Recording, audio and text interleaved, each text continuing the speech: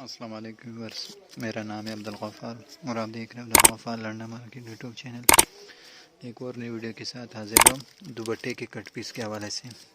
ये जो बंडल आपको दिख रहे हैं ये चाइना का जो है ना न्यू कट पीस है दुपट्टे का।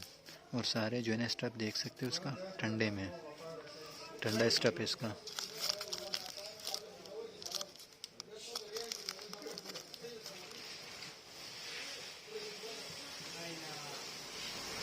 माल आप इसका चेक कर सकते हो, देख रहे हो ये सारे ठंडा स्टफ में दुपट्टे का कट पीस है। चाइना का 80 kg का बंडल है।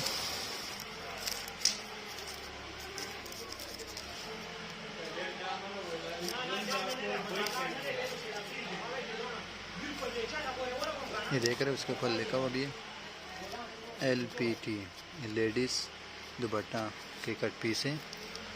इसका जो है मैं आपको विज़िट करा रहा हूँ, क्या आप देख लो।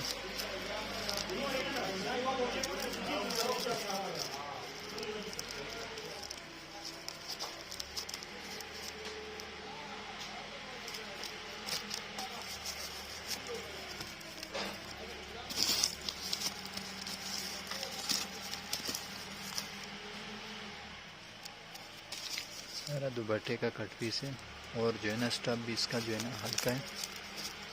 चाइना का 80 kg का बंडल है, दुपट्टे के कट पीस है।